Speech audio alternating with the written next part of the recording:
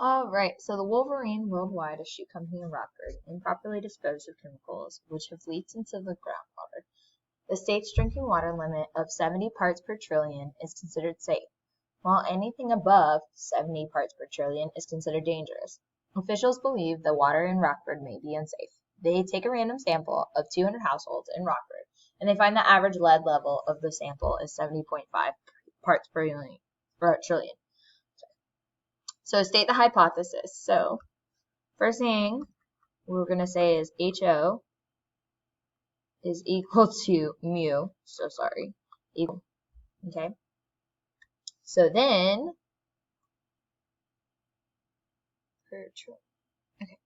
So then that's saying that the water is either safe or the water is unsafe. Okay, and then we've got alpha is 0.05. Okay. Alright, so after conducting a significance test, the p-value of 0.045 is found. Interpret this value. So that says, assuming the water in, okay, there is 0.045 probability of getting sample mean of 70.5 parts per trillion or more purely by chance. Okay. Based on the p-value, should the town keep the current water or switch to bottled water? Okay. So they should switch to bottle because convincing evidence or alternate hypothesis, because we have convincing evidence for alternate hypothesis. Okay, and let's suppose this decision is wrong. What would be a consequence of this error? Maybe that they would waste money and resources on bottled water. And this is a type 1 error, which is the HO is true. So saying, okay, I'm going to waste all this money when really the water is just safe. Okay.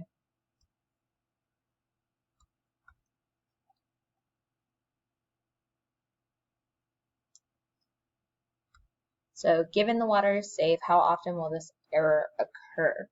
5% of the time, we will get statistically significant results purely by chance. And this is type 1 occurs at alpha %, which is that 0.05. That's where we got that from. Now suppose the p-value is 0.14. Should the town keep the current water or switch to bottled water? They should keep current water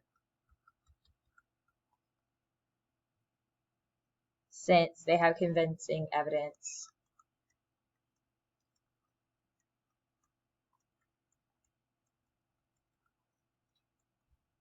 against the null.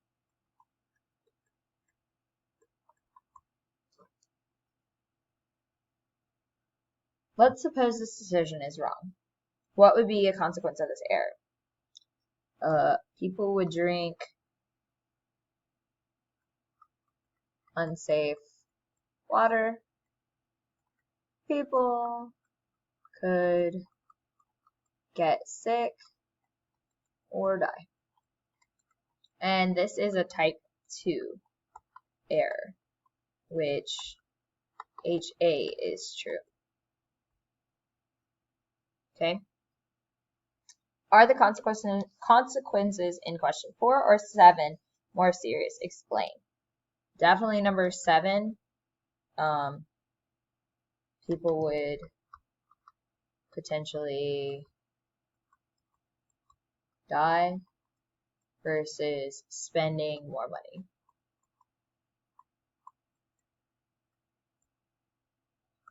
Okay, so our type 1 error isn't super bad, like it sucks, but our type 2 error in this instance is really bad because people could actually die.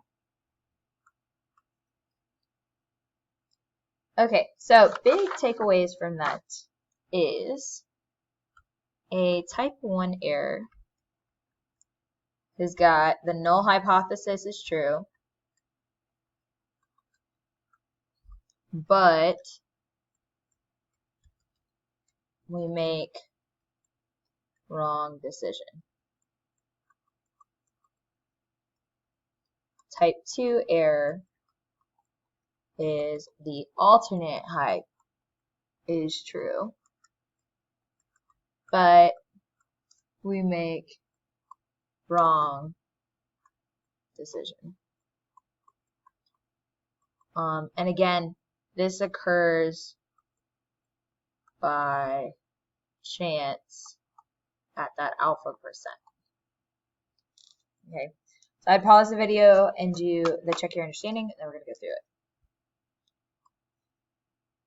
So the manager of a fast food restaurant wants to reduce the proportion of drive-through customers who will have to wait longer than 2 minutes to receive their food after placing an order.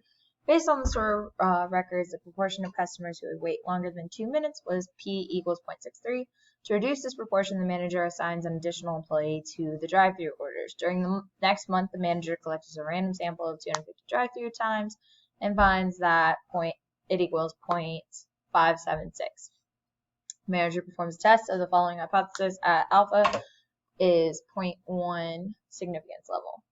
Okay, so describe a type 1 error and a type 2 error. So type 1 error would be something like the 63% of customers wait longer than 2 minutes, but the manager thinks less than that do.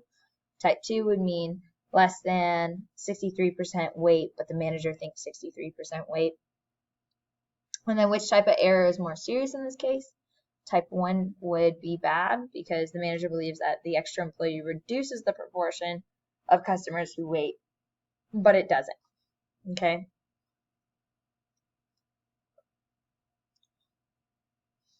Now, based on your answer to question 2, do you agree with the company's choice of alpha equals 0.1? Why? No, because if null is true and alpha equals 0.1 will result in type 1 error of 10%. So they should use smaller alpha, because otherwise it happens 10% of the time instead of 5% of the time. Okay? Alright. And then the p-value,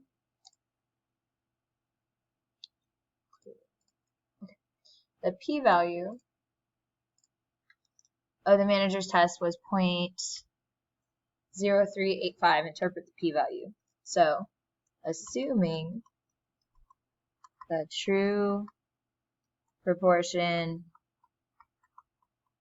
of customers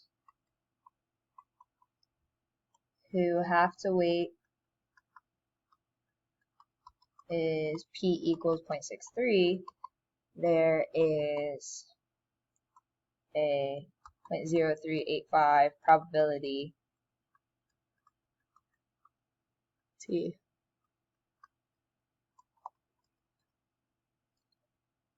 of getting a sample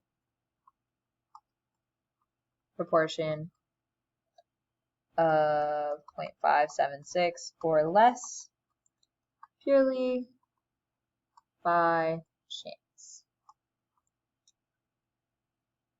Okay, so assuming the true proportion of customers who have to wait is P equals 0.63, there's a 0.0385% or probability of getting a sample proportion of 0.576 or less purely by chance.